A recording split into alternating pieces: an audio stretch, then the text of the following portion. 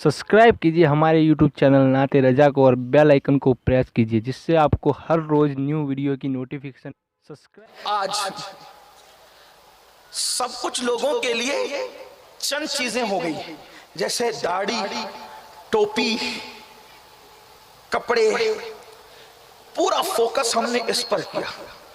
मैं ये नहीं कहता कि दाढ़ी की अहमियत नहीं है, टोपी की अहमियत, ऐसा कोई मफहूम मुखालिफ आपको मुराद नहीं लेना चाहिए। ये भी अखलाक ना होने की किस्म है कि आदमी किसी की बात का कोई मतलब निकाल ले, ये भी नहीं होना चाहिए।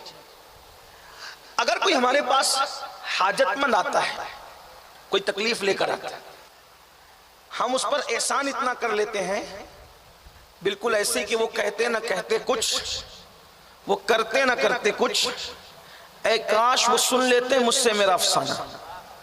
यानी कि हम अगर किसी की बात ही सुन ले तो हमने उस पर हिमालय की तरह एहसान कर दिया। सिर्फ सुन ले, हम तो सुनते भी नहीं, किसी का दुखड़ा सुनने के लिए भी लोग तैयार नहीं। हाल ये हो गया कि सुनाए किसे, कोई सुनने वाला नहीं। आज जो दुनिया के अंदर खुदकुशी बढ़ रही है ना, वजह यह है कि कोई दुखड़ा सुनने वाला नहीं। आज जो ट्रेन की पटरियों पे जाके लोग गर्दनें कटवा रहे हैं ना, तो वजह यह है कि कोई तसल्ली देने वाला नहीं। आज जो बेटियां गैरों का हाथ पकड़ के भाग रही है ना, उसकी सबसे बड़ी वजह यह है, अगर कोई मुसलमान पहले उसका हाथ पकड़ लेता तो वो किसी गैर का हाथ क्यों पकड़ती? हमने हाथ नहीं पकड़ा, इसलिए मुस्लिम बेटियां औरों का हाथ पकड़ रही। हमने हाथ नहीं थामा, इसलिए लोग दूसरों का हाथ थाम रहे हैं। लोग इर्तिदाद की तरफ जा रहे हैं, इसके जिम्मेदार वो भी हैं लेकिन हम भी हैं। इसलिए कि चंद रसूमात के इर्द गिर्द घूमने वाली कौम जरा देख तो सही कि अपने नबी के अखलाक क्या है। कोई अगर हमारे पास दुखड़ा लेकर आए, कोई मसला लेकर आए, कोई परेशानी लेकर आए, पहले तो सुन नहीं सकते, अगर सुन लिया तो बड़ा एहसान, सुनने के बाद उड़ा देते हैं, अरे छोड़ो ऐसे लोग दिन भर आते रहते हैं, ये होता है वो होता है। मगर याद रखें, उससे बढ़कर अगर कोई परहेजगार मुत्तकी लोग हैं तो वो इतना कह देते हैं, अल्लाह से दुआ करता हूं जा अल्लाह तेरा मसला हल कर दे। उससे और ज्यादा कोई बहुत ज्यादा रहम करने वाला, करम करने वाला है, वो कहेगा ये वजीफा पढ़ लो अल्लाह तेरी तकलीफ दूर कर दे। लेकिन आपसे कहना चाहता हूं, न वो सुन्नत है न ये सुन्नत। अपने महबूब के अखलाक कुछ और ही। और ये भी आपको बता दूं कि मैं आपके लिए आइडियल नहीं हूं और आप मेरे लिए आइडियल नहीं। हम सब के लिए आइडियल अगर कोई जात है तो वो जात आमिना के लाल मोहम्मद रसूलुल्लाह की जात। इसको उसको आइडियल बनाने वालों, कमियां सब में है, आओ उसको आइडियल बनाएं जिसमें कमी नहीं है और कोई कमी नहीं है। बनाने वाले ने उनको कामिलो अकमल बनाया, मुसव्विरे कुदरत ने उनको बनाकर फिर गोया के वो दुकान ही बढ़ा दी कि अब तुझ जैसा किसी को नहीं बनाएंगे। रुख मुस्तफा है वो आईना कि अब ऐसा दूसरा आईना न हमारी बज़्म ख्याल में न दुकान आईना साज में। वो कमाल हुस्न हुजूर है कि गुमान नक्स जहां नहीं, यही फूल खार से दूर है, यही शम्मा है कि धुआं नहीं।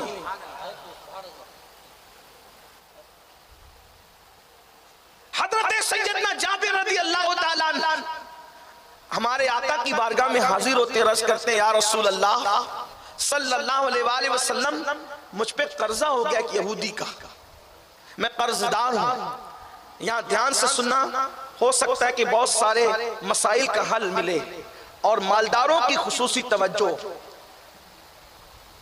अहले असर की जिनको अल्लाह ने माशरे में असर दिया है, कुछ है इज्जत दी है, हैसियत दी है, उनकी खास तवज्जो, और अहले इल्म की दुआएं लेने के लिए तवज्जो, इसलिए कि मैं उनकी मालूमात में कोई इजाफा नहीं कर सकता, वो मुझसे ज्यादा जानते हैं। लेकिन आप सब के लिए हो सकता है अल्लाह करे किसी के दिल में बात उतार दे तो कौम का भला हो। हज़रत जाबिर आए, हुजूर मैंने एक यहूदी से कर्ज लिया था लेकिन वक्त पे दे नहीं सका और अब वो तकाजा कर रहा है, मैं क्या करूं, परेशान हो गया हूं।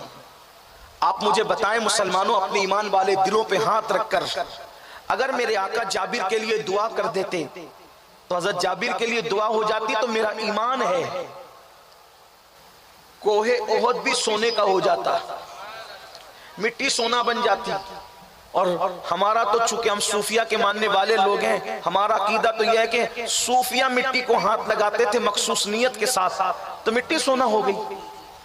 وہ تو صوفیوں کی جان ہے، وہ تو صوفیوں کا ایمان ہے، بلکہ صوفیوں کے ایمان کا بھی ایمان ہے۔ قرآن تو ایمان بتاتا ہے انہیں، ایمان یہ کہتا ہے میری جان ہے۔ کیا ہستی ہے! اللہ نے ہمیں بن مانگے ایسا نبی عطا فرمایا۔ اگر حضور دعا کر دیتے حضرت جابر کی بگڑی بن جاتی۔ جابر کی بگڑی تو بنتی، حبلی کے اجتماع کا عنوان کب بنتا؟ ہماری زندگیوں کا عنوان کب بنتا؟ حضرت جابر کی بگڑی تو بن جاتی، لیکن لوگوں کو لاہ عمل کیسے ملتا، قانون کیسے ملتا؟ اللہ اکبر۔ جابر نے عرض کیا حضور میری پریشانی یہ ہے کہ میں قرض وقت پہ دے نہیں پایا۔ حضور نے دعا نہیں کی، ہمارا ایمان ہے اگر دعا کر دے تو حضور کی دعا کی شان یہ ہے، ہمارے عقیدے میں عنایت کا جوڑا، اجابت کا صحرا، دعائے محمد اور اجابت میں جھک کر اہل علم کی توجہ چاہتا ہوں۔ اہل سنت کی عقیدے میں دعائے مصطفیٰ کی شان یہ ہے کہ اجابت میں جھک کر گلے سے لگایا بڑی ناز سے، جب دعائے محمد سب کی دعائیں اجابت ڈھونڈتی ہے، اور اجابت جس کے لیے جھک کر جس دعا کو گلے سے لگاتی ہے اس دعا کو دعائے محمد کہا جاتا ہے صلی اللہ علیہ وسلم۔ اللہ اکبر۔ ذرا لوگ اس پر غور تو فرمائیں، اجابت جس کے لیے جھکے اس دعا کی شان کا عالم کیا ہوگا۔ اجابت نے جھک کر گلے سے لگایا بڑی ناز سے، جب دعائے محمد اور عصائے کلیم ازدہائے غضب تھا، گروہ کا سہارا عصائے محمد۔ حضرت جابر نے عرض کیا آقا دے نہیں پا رہا ہوں قرضہ۔ آقا نے بظاہر کوئی دعا نہ دی، آقا علیہ السلام نے کوئی وظیفہ نہ بتایا، بلکہ فرمایا جابر چلو میں تمہارے ساتھ چلتا ہوں اور اس یہودی سے میں بات کرتا ہوں تاکہ تمہارا مسئلہ حل ہو جائے۔ آپ سے پوچھنا چاہتا ہوں مصطفیٰ جان رحمت کی غلامی کا دعویٰ کرنے والے کہاں ہیں؟ مصطفیٰ جان رحمت کی محبت کا دعویٰ کرنے والے کہاں ہیں؟ کیا ہم بھی کسی کی مصیبت میں فزیکلی طور پر انوالو ہوتے ہیں؟ ہم بھی کسی کی مصیبت اور تکلیف میں اپنی اثرات کا استعمال کر کے، اثر و رسوخ کا استعمال کر کے اس کی تکلیف کو دور کرنے کی کوشش کرتے ہیں؟ آج کل تو چل کر جانے کا معاملہ بھی نہیں ہے، فون اٹھا کر کے موبائل پر بات کر دیں تو کئیوں کی بگڑی بن جائے۔ اس کے باوجود بھی آج ہم کسی کے معاملات میں جو ہے وہ دخل اندازی کرنا گوارا نہیں کرتے، اتنی خود غرضی ہے، اس قدر انسان خود غرض ہو چکا ہے، اس کو کسی کی تکلیف سے کوئی لینا دینا ہے ہی نہیں، اس کو کسی کی مصیبت سے کوئی لینا دینا ہے ہی نہیں۔ اور سن لو اللہ کے رسول علیہ السلام نے فرمایا، آقا ارشاد فرماتے ہیں کہ جس نے صبح اس حال میں کی کہ میری امت کی خیر خواہی کے لیے، میری امت کی فلاح و صلاح کے لیے اس نے کوئی پلان نہیں بنایا، فلیس منا، وہ میری سوسائٹی کا ممبر نہیں ہے، وہ میرا ہے ہی نہیں۔ جس نے میری امت کے لیے کوئی خیر کا منصوبہ نہ بنایا، رات میں سو کر کے فجر کی نماز ترک کر کے بستر سے اٹھنے والا انسان اتنا حریص ہو گیا، ابھی بستر سے اٹھتا بھی نہیں، اس کو فکر ہوتی ہے کہ مجھے ناشتہ کیا ملے گا۔ یہ انسان کے حالات ہیں، نہ کسی کے مسئلے پر غور ہے، نہ کسی کی تکلیف سے کوئی لینا دینا ہے۔ یاد رکھنا صرف درد بھرے سیمینار کرنے سے امت کی تکلیفوں کے مسئلے حل نہیں ہوں گے، صرف اخبارات میں آرٹیکل لکھنے سے بھاگنے والی بیٹیوں کو روک نہ سکو گے، اللہ اکبر، صرف کانفرنس کرنے سے اور کانفرنسوں کے انقلابی عنوانات سے قوم کو ارتداد سے روک نہ سکو گے، جب تک کہ ان کے مسائل پر نظر نہ ہو، جب تک ان کے ساتھ ساتھ چل کے جانے کی فکر نہ ہو، جب تک ان کے مسائل حل کرنے کی فکر نہ ہو۔ آج مسلمان کہتا ہے مولانا آسمان سے مدد رک گئی، اللہ کی مدد رک گئی، اللہ کی مدد کیوں نہیں آتی؟ تو سن لو میرے آقا علیہ السلام نے فرمایا جب تک تم اپنے بھائی کی مدد کرتے رہو گے اللہ تمہاری مدد کرتا رہے گا۔ آج ہم نے اپنے بھائیوں کی مدد کرنا بند کر دیا ہے، اس لیے آسمان سے مدد نہیں آتی۔ لوگ کہتے ہیں کٹتے ہوئے جنازے ہیں، اٹھتے ہوئے جنازے ہیں، آسمان سے مدد کیوں نہیں آتی؟ لٹتی ہوئی آبرو ہے، وہ آسمان سے مدد کیوں نہیں آتی؟ تباہ ہوتی ہوئی زندگیاں ہیں، آسمان سے مدد کیوں نہیں آتی؟ اجڑتی ہوئی جوانیاں ہیں، آسمان سے مدد کیوں نہیں آتی؟ گھروں کو بلڈوزر سے اکھاڑا جا رہا ہے، آسمان سے مدد کیوں نہیں آتی؟ میں نے کہا خود غرضی میں ڈوبے ہوئے انسان اگر آسمان کی مدد چاہتا ہے تو پہلے اپنا ذہن تو بنا کہ تو اپنے بھائیوں کی مدد کرے گا۔ آج تو اپنے بھائیوں کی مدد کرنے کو تیار نہیں۔ جب تجھے اللہ اچھے دن دکھاتا ہے تو نرم بستروں کا مزہ اڑاتا ہے اور تو اچھے کھانوں کے اندر ڈوب جاتا ہے۔ تجھے کسی کی غم سے کوئی لینا نہیں، تجھے کسی کی مصیبت سے کوئی لینا نہیں۔ آؤ اپنے نبی کی سنت دیکھو، اپنے نبی کا خلق عظیم دیکھو، میرے آقا فرماتے ہیں حضرت جابر سے چلو میں تمہارے ساتھ چلتا ہوں. جس کو آسمان کی دعوت کرائی جاتی ہے, جس کو لامکان کی دعوت کرائی جاتی ہے, وہ ایک صحابی کی تکلیف کو سامنے رکھ کر ایک یہودی کے گھر تک جانے کو تیار ہوتے ہیں, ایک یہودی کے دروازے تک جانے کو تیار ہوتے ہیں. اللہ اکبر. اور میرے آقا اس یہودی کے دروازے تک جاتے ہیں. کوئی ہے حضور سے بڑا؟ اللہ اللہ. اتنے مغرور ہو گئے مسلمان کہ کہتے ہیں کہ نبی کے غلام ہیں, لیکن عملی طور پر تو کوئی ایسی چیز نظر نہیں آتی غلامی کی. اللہ کے رسول یہودی کے دروازے تک ایک مسلمان کی حاجت کے لیے تشریف لے جاتے ہیں اور فرماتے ہیں جابر نے تم سے قرضہ لیا ہے؟ ہاں لیا ہے. تھوڑی مہلت دے دو, مہلت دے دو تھوڑی سی. یہودی نے کہا میں مہلت نہیں دوں گا, میں پہلے ان کو بہت مہلت دے چکا ہوں, اس لیے میں نے ان کو کوئی مہلت نہیں دینا. سرکار نے فرمایا میں کہہ رہا ہوں میرے کہنے پہ مہلت دے دو, میں وعدہ کرتا ہوں اگر یہ نہیں دیں گے تو میں دوں گا. کہاں ہے؟ ہمیں خودکشی کرنے والوں کے چہروں پر رونا تو آ رہا ہے, ہم خودکشی کرنے والوں کی ویڈیو کلپیں تو بہت درد سے ہم کر رہے ہیں. آخر خودکشی لوگ کرتے کیوں ہیں؟ حالانکہ جو کرتے ہیں مجھے ان کی تائید نہیں کر رہا ہوں. آدمی جب گلے تک قرضے میں پھنس جاتا ہے نا, کوئی راستہ نظر نہیں آتا تو وہ خودکشی کے لیے جاتا. ہم کیوں نہیں تیار ہوتے؟ بلکہ ہمارے مذہب کی تعلیم یہ اللہ کے رسول علیہ السلام نے فرمایا صدقہ دینے سے افضل قرضہ دینا ہے. قرضہ اس لیے کہ صدقہ مانگنے والے مانگتے ہی رہتے ہیں. آدمی قرض اس وقت مانگتا ہے جب انتہائی اس کو مصیبت کا وقت آ جاتا ہے. صدقے سے افضل قرضے کو قرار دیا گیا ہے. اور فرمایا یہاں تک کہ جو اپنے کسی مسلمان بھائی کو قرضہ دے گا, قرضہ, تو جب تک کہ وہ قرضہ لوٹ کر واپس نہیں آ جاتا, جتنی رقم قرضے میں دی ہے روزانہ اتنی ہی رقم اللہ اس کو صدقہ کرنے کا ثواب عطا فرمائے گا. جیسے کسی نے کسی کو 5000 قرضہ دیا, تو اب جب تک کہ وہ قرضہ لوٹ کر نہیں آ جاتا اس کے ہاتھ میں, ہر دن اللہ اس کو 5000 صدقہ کرنے کا ثواب عطا فرمائے گا. اب یہ چیزیں تو ختم ہوتی جا رہی ہے, کوئی کسی کو قرضہ دیتا ہی نہیں. اور حالات بھی ایسے بن گئے کہ اس قدر مسلمانوں کی اخلاقی گراوٹ ہے اللہ ماشاءاللہ کہ ایک بار کوئی قرضہ لے لے پھر آپ کی چپلیں گھس جائیں, آپ مانگتے مانگتے تھک جاؤ, وہ کبھی لوٹائے گا نہیں, بلکہ جب دینے کا وقت آئے اور آپ مانگے تو وہ کہے گا کہ وصول کر کے بتاؤ. اسی لیے آپ قرضہ بھی لوگ نہیں دے رہے کیونکہ لینے والوں کے حالات بگڑ گئے. لیکن جو قرضہ لے لے کر کے دبا لیتے ہیں ان کو یہ بات معلوم ہونا چاہیے کہ ایک جنازہ اللہ گزر نہیں جاتے تھے. حضور علیہ السلام یہ کہہ کر کے طور پر حضور کے اخلاق کریمانہ کی شان یہ ہے, حضور اس شان سے لوگوں کی مدد کرتے تھے. میرے آقا علیہ السلام کے پیارے دیوانوں کی زندگیوں میں بھی یہ ہے. اللہ اکبر. جب تک کہ فزیکلی طور پر ہم قوم کی مدد کے لیے آگے نہیں بڑھیں گے یہ خوبصورتی کا حل نہیں ہو سکتا. اللہ اکبر. قوم کی بیٹیاں 35 سال کروڑ کا مینار اور گنبد بنانے کی بجائے آؤ قوم کی اس بکھرتی ہوئی کیفیت کو سنوارنے کی انہی بزرگوں کے احسان و ثواب کے نام سے کوشش کریں. ہماری مسجدوں کو 2 کروڑ کے مینار کی ضرورت نہیں. صلی اللہ علیہ وسلم کی زندگی اور سیرت مصطفیٰ کو جھانک کر کے دیکھیں اور پھر حضور کے تربیت یافتہ لوگوں کی زندگی کو جھانک کر دیکھیں. آؤ کون نہیں جانتا حضرت سیدنا امام زین العابدین سید سجاد مظلوم کربلا کے واقعات کا عینی شاہد چشمدید گواہ وہ مظلوم کربلا سید سجاد عابد بیمار اللہ اکبر جس نے میدان کربلا کے بعد کبھی نہیں مسکرایا, جس نے میدان کربلا کے بعد لوگوں سے رشتہ بنام رکھا. لیکن آؤ ان کی زندگی کا یہ بڑا خوبصورت باب ہے کہ حضرت امام زین العابدین کے پاس مدینہ منورہ کے جتنے غریب اور مفلس لوگ تھے ان سب کے ناموں کی ایک فہرست موجود تھی. تھوڑی سی آپ کی توجہ چاہتا ہوں.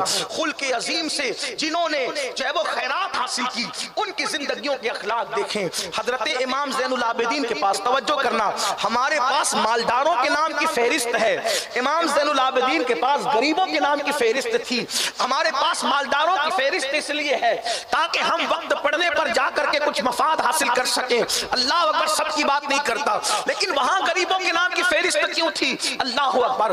حال یہ تھا کہ غریبوں کے نام کی فہرست تھی اور رات کی تاریکیوں میں مدینہ المنورہ میں نہ کسی غلام کو خبر، نہ کسی ساتھی کو خبر، نہ کسی دوست کو خبر، پیٹھ پر بوریاں لاد کر کبھی اناج، کبھی آٹا، کبھی کھجور، کبھی کوئی ضرورت کی چیز دین کو معلوم کیا جاتا۔ فلاں غریب کو کیا ضرورت ہے، فلاں غریب کو کیا ضرورت ہے، فلاں غریب کو کیا ضرورت ہے، اور رات کو اس کے دروازے پر وہ چیز پڑی رہتی اور ساتھ میں ایک چٹھی لکھی ہوتی، یہ آپ کے لیے حلال ہے اور آپ کو ہبہ کیا جاتا ہے، آپ اس کو استعمال کر لیں۔ اندازہ فرمائیں، لوگ پریشان رہتے، آخر وہ کون پر اسرار غم گسار ہے، وہ کون غم خار ہے مدینہ منورہ کے غریبوں کا کہ جو لوگوں کی چوکھٹ پہ رکھ کر کے جاتا ہے۔ حالانکہ اس وقت کے حکمران تو انتہائی بدترین اور سخت دل تھے، حکمران وہ کام تو کر نہیں سکتے تھے، اس لیے کہ حکومت مروان اور آل مروان کی تھی اور مروانی ایک دم بدترین اور بدماش لوگ تھے۔ آپ ان کے بارے میں کیا جانیں، کیا تذکرہ کریں۔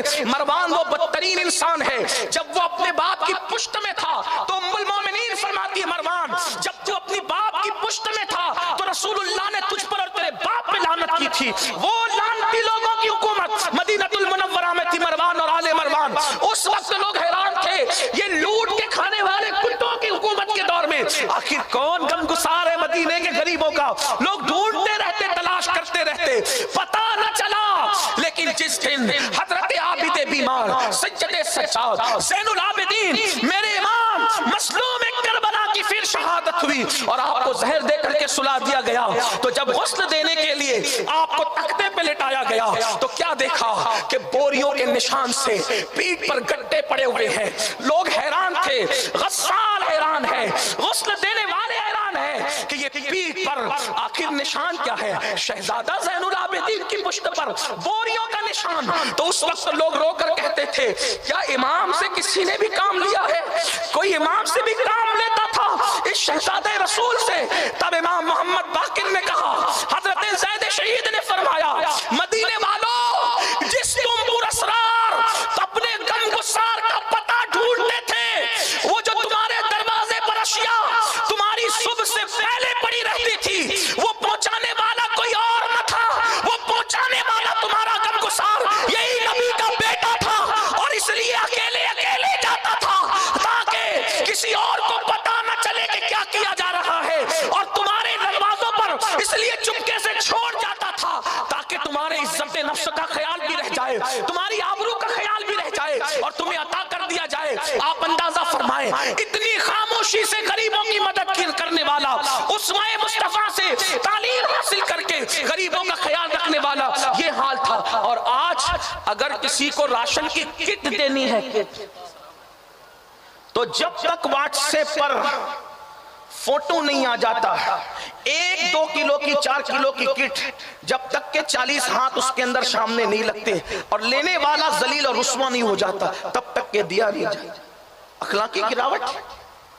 ہم نے سیاسی لیڈروں کو اپنے لیے آئیڈیل بنایا، آمینہ کے لال کو کب بنایا؟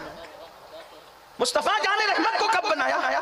خلق عظیم کی طرف آؤ، یہ خلق عظیم ہے مصطفیٰ جان رحمت، اور حضور نے کیا مزین کیا۔ دیکھو پھر ایک بات خوبصورت سی یاد ہے، ایک مرتبہ حضور کے وصال کے بعد صحابہ کی مشاورت بیٹھی، یہ کام یہ کرے گا، یہ کرے گا۔ ایک کام تھا جو حضور علیہ السلام خود کرتے، توجہ کریں، کچھ خیال نہ رہا، کچھ خیال نہ رہا۔ اذان یہاں بھی ہوگی ہے نا، اذان انشاءاللہ یہاں بھی ہوگی انشاءاللہ، ہم اس اذان کا جواب دیں گے، آپ توجہ فرمائیں۔ اس لیے کہ مفتی نظام الدین صاحب قبلہ سے ایک بار مسئلہ پوچھا گیا، انہوں نے فرمایا ایک وقت کی نماز کے لیے ایک اذان کا جواب دینا کافی ہے، ٹھیک ہے، ہر اذان کا جواب دے تو اچھا ہے، لیکن ایک اذان کا جواب دے دینا بھی کافی ہے، تو انشاءاللہ وہ یہاں ہوگی، اس کی برکتیں ہم لیں گے، آپ توجہ فرمائیں۔ فہرست بنی ہے، کون سا کام کون کرے گا؟ ایک کام تھا جو حضور علیہ السلام خود کرتے تھے۔ حضور کیا کام کرتے تھے سن لیں۔ معاف کیجیے گا، آپ کی سماعتوں پر میری کھانسی کی آواز بار پڑے تو اس کو بھی معاف کر دیجیے گا۔ کام کیا تھا حضور کا؟ کام صلی اللہ علیہ وسلم، مدینہ منورہ میں ایک بوڑھی عورت تھی، اور اس بوڑھی عورت کا کوئی نہیں تھا۔ حالانکہ حضور علیہ السلام فرماتے ہیں جس کا کوئی نہیں ہو، جس کا کوئی نہیں، لا مولا، جس کا کوئی مددگار نہ ہو، فرماتے ہیں من لا مولا لہو او کما قال، جس کا کوئی مددگار نہیں ہے میں اس کا مددگار اور مولا ہوں۔ اس کا کوئی نہیں تھا، تو حضور علیہ السلام اس کے گھر جایا کرتے تھے، اور اس کے گھر کے کام کاج حضور علیہ السلام خود کیا کرتے۔ اب وصال کے بعد یہ بات آئی کہ حضور علیہ السلام اس کے گھر جا کے اس کا کام کر دیتے تھے، اب اس کے کام کو کون کرے گا؟ تو صدیق اکبر نے فہرست بنائی تھی۔ کون صدیق اکبر؟ افضل البشر بعد الانبیاء بالتحقیق، اصدق الصادقین، سید المتقین، چشم و گوشے وزارت نبی، رسول اللہ کے مصلی کا پہلا امام، رسول اللہ کے فضائل بیان کرنے والا، علل اعلان سب سے پہلا امت کا خطیب، رسول اللہ کی امت کا سب سے بڑا عاشق رسول۔ کون؟ صدیق اکبر، جن کے بارے میں میر عبد الواحد بلگرامی سب سنابل میں حدیث لکھتے ہیں کہ میرے آقا علیہ السلام نے فرمایا کہ اگر سب کا ایمان ایک پلڑے میں رکھا جائے اور میرے ابو بکر کا ایمان ایک پلڑے میں رکھا جائے تو سب کے ایمان پر ابو بکر کا ایمان بھاری ہوگا، وزنی ہوگا۔ وہ صدیق اکبر رضی اللہ تعالیٰ جن کے پیچھے کھڑے ہو کے نماز پڑھنے والے مصلیوں میں فاروق اعظم ہے، عثمان غنی ہے، مولا علی ہے، سعد ہے، سعید ہے، طلحہ ہے، زبیر ہے، ابو ہریرہ ہے، خالد ابن ولید ہے۔ حضور علیہ السلام کے بعد سب سے بہترین مصلی اگر کسی کو ملے ہیں تو اس امام کا نام ابو بکر صدیق ہے، یہ صدیق اکبر ہے، اور فہرست بنی ہے۔ حضور علیہ السلام یہ کام کرتے تھے، اب اس کو کرنا کس نے؟ ہر کام کے ساتھ ایک نام تھا، ہر کام کے ساتھ ایک نام تھا، اس کام کے ساتھ کسی کا نام نہیں تھا۔